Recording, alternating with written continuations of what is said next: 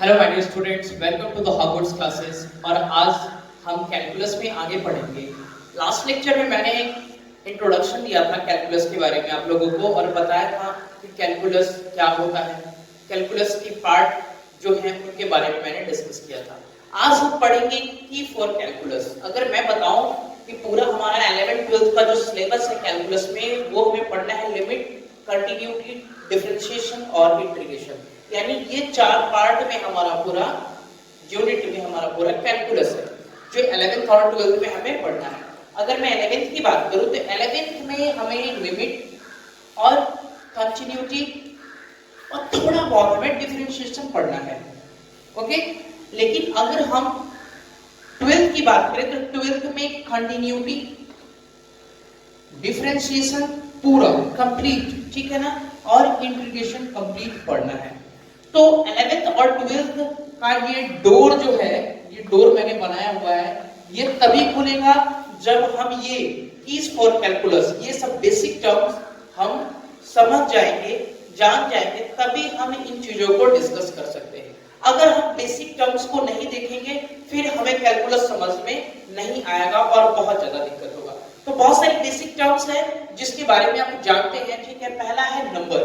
Number यानी कहने का मतलब संख्या। हम बहुत सारी संख्याओं के बारे में पढ़ चुके हैं, नंबर्स के बारे में डिस्कस कर चुके हैं। 10 तक हम नंबर के बारे में पढ़ते हैं। अब बात करते हैं सेट्स एंड रिलेशंस। उसके बाद है सेट, देखेंगे कि कैसे नंबर को हम अरेंज करते हैं, ठीक है, उसमें क्या रिलेशन होता है, उस रिलेशन पे भी डिस्कस करेंगे। उसके बाद है इंटरवल्स। इंटरवल्स यानी अगर हम किसी नंबर या किसी फंक्शंस की बात करते हैं कि कहां तक उसका वैल्यू हो सकता है या कहां तक लेना हो, यानी जब हम स्ट्रिक्ट करते हैं कभी भी किसी फंक्शंस को या किसी भी नंबर के वैल्यू को, तो हम इंटरवल्स का यूज करते हैं, ठीक है। और फिर इंटरवल्स के बाद ये साइन है ग्रेटर और स्मॉलर का साइन, इसके बारे में भी हमें कॉन्सेप्ट्स को समझना होगा। उसके बाद बात करते हैं फंक्शन। तो फंक्शन को हम कहते हैं, या पहले ही मैंने बताया था आपको फर्स्ट लेक्चर में कि function is the soul of calculus, यानी ये आत्मा है, ये कैलकुलस की आत्मा है, ये हमें समझना बहुत जरूरी है। और फिर है ग्राफ ऑफ फंक्शंस, यानी अब फंक्शंस बहुत तरह के होते हैं, ये भी देखेंगे, और उन सभी का ग्राफ, कि उनका क्या ग्राफ होता है, इसके बारे में हम डिस्कस करेंगे। तो बिल्कुल आप आगे बने रहिए। अभी हम बात करेंगे नंबर्स के बारे में। मैंने आपको बताया कि ये सब बेसिक चीजें हैं और इसको पढ़ने के बाद ही ये हमारा डोर ओपन होगा। तब हम लिमिट डिस्कस करेंगे, कंटिन्यूटी डिस्कस करेंगे, डिफरेंशिएशन डिस्कस करेंगे और इंटीग्रेशन डिस्कस करेंगे। तो चलिए लेट्स स्टार्ट द नंबर। हम नंबर के बारे में स्टार्ट करते हैं आज। चलिए तो हम नंबर में देखते हैं, ठीक है। नंबर को मैंने दो तरह से क्लासिफाइड किया है जो नंबर्स को हमें पढ़ना है। एक मैंने जनरल नंबर लिखा हुआ है, ठीक है ना, जिसके बारे में हम लोगों ने पढ़ा है, इन सभी नंबर्स को हम जानते हैं। और यहाँ देखेंगे तो ये एक कॉन्सेप्चुअल नंबर्स है, ठीक है। तो पहले देखते हैं हमें क्या क्या पढ़ना है नंबर्स में, ठीक है। Natural number, whole number, integer, rational number, irrational number, odd and even number, prime number. ये जो नंबर्स है ये हमने 10 तक अभी तक पढ़ा हुआ है, ठीक है। अब देखते हैं कुछ चीजें हैं ऐसी, ये भी नंबर्स ही हैं, लेकिन इनके कॉन्सेप्ट्स को समझना बहुत जरूरी है कैलकुलस के लिए। Infinitesimal number, infinitesimal number, infinitesimal क्या होता है ये देखेंगे हम। उसके बाद है constant, variable, arbitrary constant, infinitive और डेल्टा नंबर।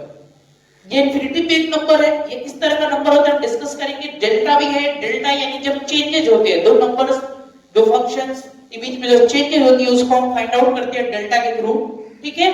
तो ये वो जो चीजें हैं कॉन्सेप्चुअल नंबर में आती है, तो इनके कॉन्सेप्ट्स को भी हम समझेंगे एक एक करके, ठीक है। तो सबसे पहले देखते हैं हम नेचुरल नंबर के बारे में। नेचुरल नंबर क्या होता है।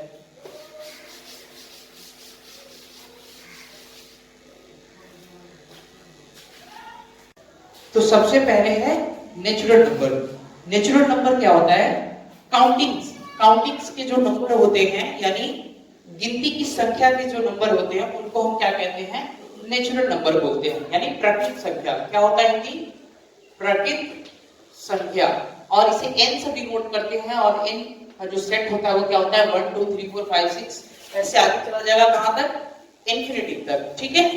तो ये होता है हमारा नेचुरल नंबर। उसके बाद आता है होल नंबर, कि होल नंबर क्या होता है।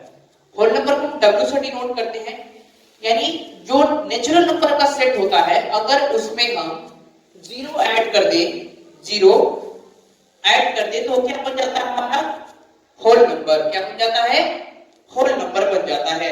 उसके बाद आता है हमारा इंटीजर। इंटीजर क्या होता है? इंटीजर यानी पूर्णांक, इसको बोलते हैं पूर्णांक संख्या, होल को बोलते हैं हम लोग पूर्ण संख्या। पूर्णांक क्या होता है? यानी इसको जेड से डिनोट करते हैं, माइनस इंफिनिटी से लेके प्लस इंफिनिटी तक जो भी नंबर्स होते हैं उसको हम बोलते हैं इंटीजर्स। -2, -1, 0, 1, 2 यानी negative numbers, negative number, zero और पॉजिटिव, यानी तीनों होते हैं उसमें, उसको हम क्या बोलते हैं इंटीजर्स बोलते हैं। यानी तीनों नंबर का जो सेट होता है वो क्या कहलाता है हमारा इंटीजर्स होता है। अब बात आती है यहाँ पर कि पॉजिटिव इंटीजर्स। पॉजिटिव इंटीजर्स को हम जेड प्लस से डिनोट करते हैं, इसमें जो भी पॉजिटिव पार्ट है यानी जो भी धनात्मक संख्याएं हैं उनको लिखते हैं 1 2 3 4 5 यानी उन्हीं को लेंगे।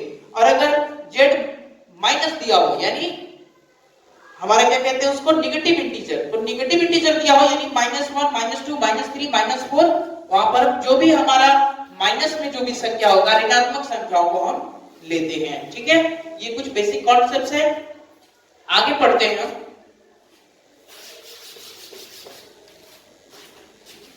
अब हम बात करेंगे रेशनल नंबर के बारे में कि रेशनल नंबर क्या होता है। रेशनल नंबर यानी कहने का मतलब परिमेय संख्या, परिमेय संख्या। ओके, यानी वैसी संख्याएं जो p बाई q के फॉर्मेट में हो, यानी p बाई q के रूप में होगी तो उसको हम रेशनल नंबर बोलते हैं। क्या बोलते हैं? रेशनल नंबर बोलते हैं। जहां पर p और q दोनों क्या है? एक इंटीजर है यानी पूर्णांक संख्या है, और q जो है वो कभी भी जीरो नहीं हो सकता है, डिनोमिनेटर कभी भी जीरो नहीं होता है, ये हम पढ़ चुके हैं।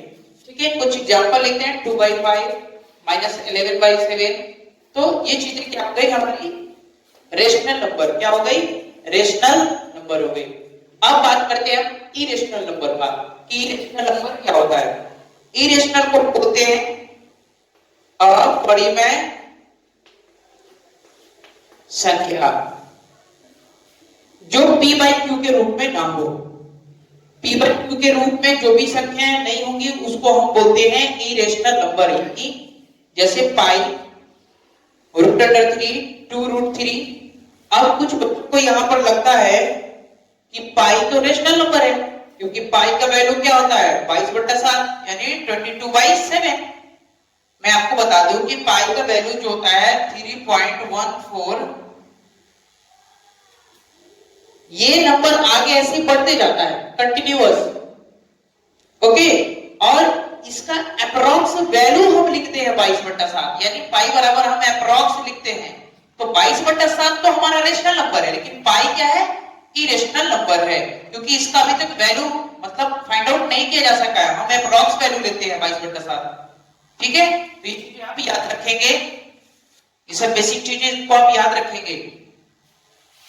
अब हमारा जो नंबर है वो है इवन नंबर यानी सम संख्या। सम संख्या यानी मल्टीपल ऑफ 2, जो 2 का मल्टीपल हो, या ये कहें कि 2 से कंप्लीटली डिविजिबल हो, यानी 2 से पूरा पूरा कट जाए। ठीक है, completely not divisible, completely divisible हो तो उसको हम क्या बोलते हैं सम संख्या बोलते हैं। जैसे 2 4 6 8 ये सब क्या हो जाता है हमारा इवन नंबर हो गया। सब बचपन में छोटी छोटी चीजें आप लोगों ने पढ़ी है, उन्हीं को मैं रिकॉल करा रहा हूं। फिर ऑड नंबर क्या होता है? जो 2 का मल्टीपल ना हो, जो 2 का मल्टीपल ना हो यानी कहने का मतलब 2 से डिवाइड भी नहीं होगा, यानी 2 का मल्टीपल भी नहीं होना चाहिए और 2 से डिविजिबल भी नहीं होना चाहिए, तो उसको हम क्या बोलेंगे ऑड नंबर। जैसे 1 3 7 9, ये जो है ये क्या है 2 से डिविजिबल नहीं है। ठीक है, तो ये हमारा क्या हो जाता है ऑड नंबर होता है। तो इवन और ऑड का कॉन्सेप्ट था। इसके बाद जो है नंबर हमारा वो है प्राइम नंबर। ठीक है, प्राइम नंबर की बात कर रहे हैं कि प्राइम नंबर क्या होता है। प्राइम नंबर को हम क्या बोलते हैं अभाज्य संख्या। अभाज्य संख्या यानी प्राइम नंबर कहने का मतलब क्या होता है कि वो संख्या है जो एक छोड़कर, एक एवं स्वयं को छोड़कर बाकी किसी भी संख्या से वो डिविजिबल नहीं होती है, तो उसको हम क्या बोलते हैं? प्राइम नंबर बोलते हैं। जैसे 2, 3, 5, 7, 11, ये जो नंबर है, अगर हम देखिए इसका मल्टीपल तो 2 ही होगा अगर फैक्टर करें हम, ठीक है, 3 का भी, 5 का भी, 7 का भी, 11 का भी, ठीक है। तो ये ऐसे नंबर है, या तो वो खुद से कटते हैं या फिर एक के मल्टीपल है, ठीक है, तो उनको हम क्या कहेंगे? प्राइम नंबर कहेंगे। चलिए आगे बढ़ते हैं। तो जैसा कि आपने देखा कि एक नंबर ऑफ क्लासिफिकेशन हम लोगों ने पढ़ लिया, अब पढ़ेंगे कॉन्सेप्चुअल नंबर, ठीक है ना, कि कॉन्सेप्चुअल नंबर में पहला था इनफाइनिटेसिमल नंबर क्या होता है? हिंदी होता है सूक्ष्मतम संख्या। हिंदी क्या होगा इसका? सूक्ष्मतम संख्या, यानी बहुत बहुत छोटी संख्या होगी वो, ठीक है। और वो संख्या क्या है, उसकी क्या प्रॉपर्टीज है, तो आइए देखते हैं। सबसे पहले ये बता दूं कि इनफाइनिटेसिमल नंबर को कैलकुलस में बहुत ज्यादा यूज किया जाता है, और बात या तो उसका सिंबॉलिक ऐसे किया जाता है, एच लिखा जाता है स्मॉल, या फिर डेल्टा, ये लिखकर इसको डेल्टा बोलते हैं, ठीक है ना, डेल्टा। इस तरह से ये दो साइन में हमेशा यूज किया जाएगा कैलकुलस में, चाहे वो लिमिट्स की बात करें, फंक्शंस की बात करें, या हर जगह उसको हम यूज करते हैं। तो इस पर थोड़ा सा हम ध्यान देंगे कि इनफाइनिटेसिमल नंबर को जो रिप्रेजेंट किया जाता है वो एच और ऐसे डेल्टा से रिप्रेजेंट किया जाता है। अब इसकी प्रॉपर्टीज क्या है इस नंबर की? It is a positive number. ये जो नंबर होता है ये बहुत बहुत बहुत ही छोटा होता है, जो लगभग 0 0 के बराबर, मतलब समान होता है 0 0 होने को, लेकिन 0 नहीं है। आई बात समझ में? अगर हम नंबर लाइंस पे देखते हैं, नंबर लाइंस को मैं ड्रॉ करता हूं, यहां पर देखिए, ये यहां 0 है, इधर क्या हो जाता है? पॉजिटिव नंबर, इधर क्या हो जाता है? Negative number, okay. यानी अगर राइट साइड में देखें तो क्या हो जाएगा हमारा? पॉजिटिव, और लेफ्ट साइड में उसकी नेगेटिव।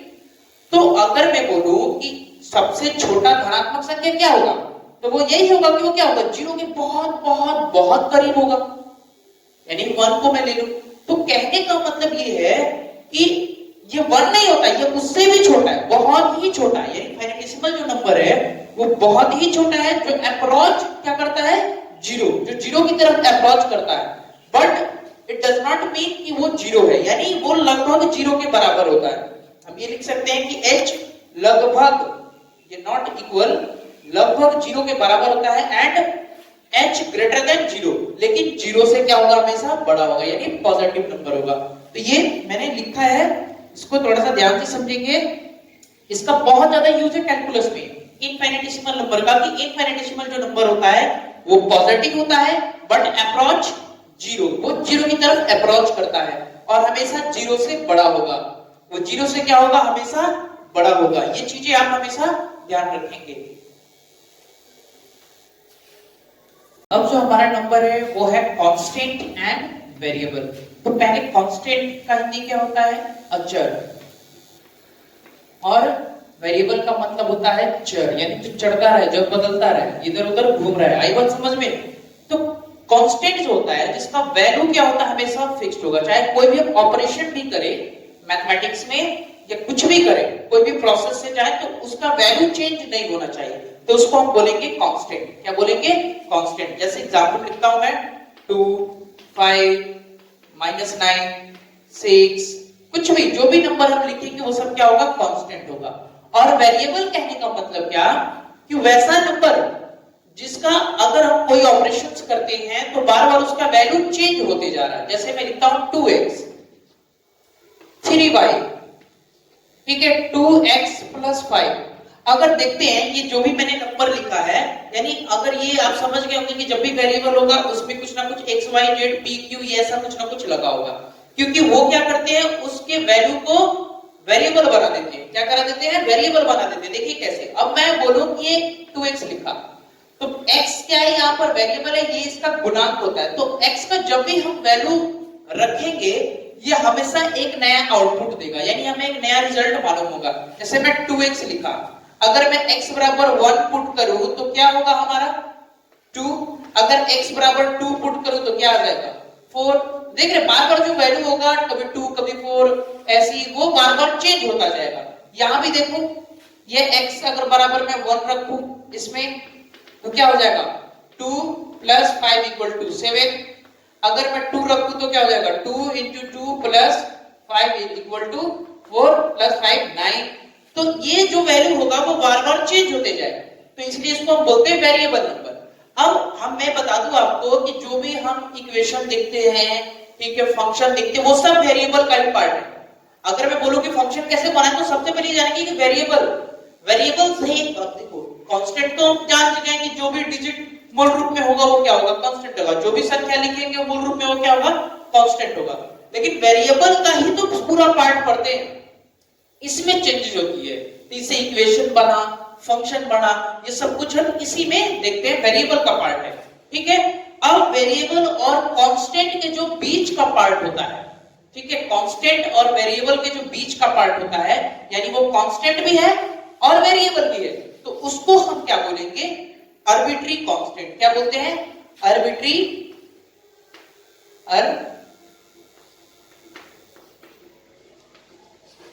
आर्बिट्री कांस्टेंट, यानी स्वैच्छिक अचर। इसका क्या होता है हिंदी, स्वैच्छिक अचर इसका हिंदी होता है। यानी जो वैल्यू कांस्टेंट और वेरिएबल दोनों के बीच का हो, ठीक है, तो उसको हम क्या बोलेंगे, आर्बिट्री कांस्टेंट। तो ये कुछ बेसिक कॉन्सेप्ट्स हैं